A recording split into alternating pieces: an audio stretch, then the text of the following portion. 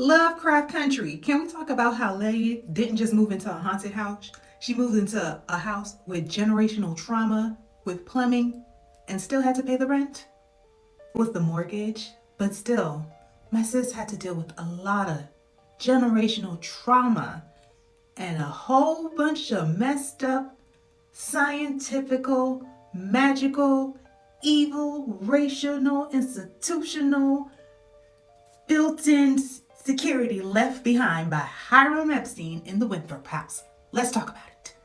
In the show, Christina the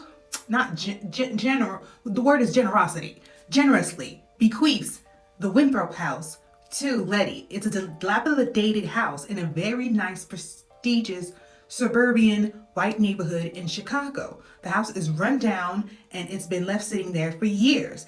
Epstein, and he used to do his messed up science experiments on the old black residents in the neighborhood. And there is a lot of magic that is instituted in that particular location that Christina wants access to, but she doesn't necessarily has the whole ways to access that power, because that power is accessed through live black movement. And Christina doesn't have that because she's a white woman. So who she enlists? Letty, unbeknownstly, to do that. While she's staying there, Letty, she's cleaning up the place, bringing community, livening it up, and this is charging the battery to the house. So the battery to the house is built on the experiments that Hiram used to do. So Hiram had layers to this house, trying to get portals and things like that.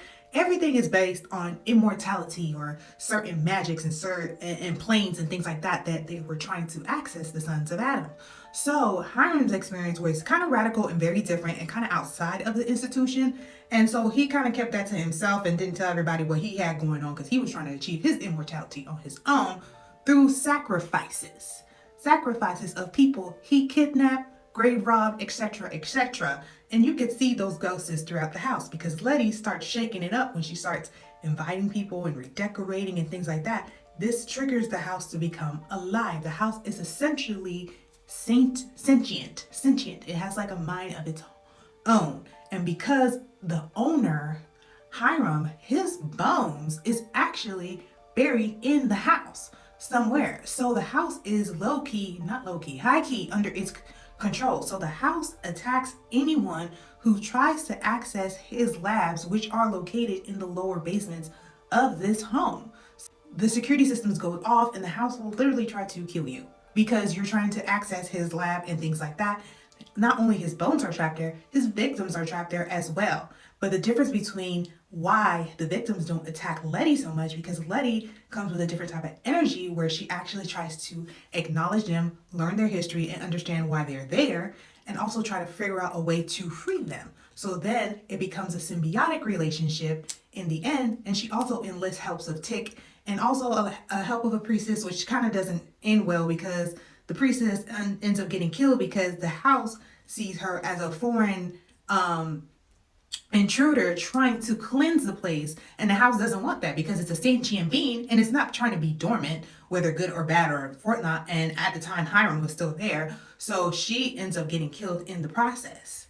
Not only are they dealing with what's going on inside, they're dealing with the trauma that's outside, because they're dealing with neighbors who are trying to kick them out, throwing bricks, setting off cars with horns, and just trying to get them, because Letty has a lot of people coming in inside the house, like a lot of black friends, and using it as like a place of respite and a place of community, a place of vibrancy, a place where the people can, like almost like a boarding house. So the white neighbors are not happy about that. You're dealing with a lot of redlining. You're dealing with a lot of racial tensions in neighborhoods and pushing people out, whitewashing, things like that. And also we're dealing with racial experimentation that is historic to this nation and things. So we're shown, and that is shown through the character of Hiram. So we're dealing with all these things happening at the same time while the haunting is going on.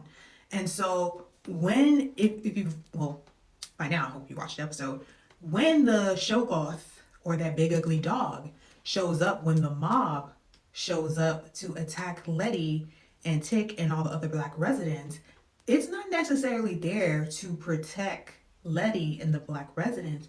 It's there because of Hiram's magic, because the house is under attack. And so it's there to protect the lab. Again, the lab has this natural, there's things and places and magic in certain people, but there's magic associated to certain places. So this Winthrop house has so much magic, so when it is essentially under attack, it can call upon monsters to essentially protect it. So there was just so much energy around the house where the neighbors were trying to attack Letty and her party that the Shoggoth showed up to stop the riot from coming inside the house because Hiram did not want his power or his lab disrupted. So that's why they were protected in that moment. The house wasn't cleansed or the house wasn't good essentially in that moment because the ritual or the resolution hadn't happened yet. But after that moment, they do go down in the basement to do the whatever circle, I was about to say prayer circle, and might as well have been, or whatever, Tig and Letty and whoever, they go down there and they have every one of the ghosts that they found and acknowledged, the basketball player, the church lady, all these different experiments, people who've died in pain, the ones who were violent, who died in pain. And then the church lady was nice, trying to protect Lady. She was just more of a different kind of spirit. So it depends on how they died. And then they all joined together to find Hiram's bones, destroy them, and lift the curse so they can also be free from the house. And once that was done, they were able to cleanse the house and able to keep the house still sentient, but free from Hiram's control, because Hiram wanted to have control over the house beyond death. That was his form of immortality, even though he didn't get immortality in the mortal sense in a body, but his bones being there, that was his way of institutionally still being immortal and connected to that lab. But essentially, he is no longer there. So now the house is sentient on its own, and now Letty is recognized as the steward and caretaker, and it's a more respectful relationship. So now the house and Letty have more of a more nurturing and familiar relationship. So we don't know if the house could ever return to a more violent nature, but as of right now, that is not the case because it's more under the stewardship and care of Letty. Let me know if y'all want me to break down the ghosts individually, the church lady, the basketball player, or if you want me to break down the elevator or just the house.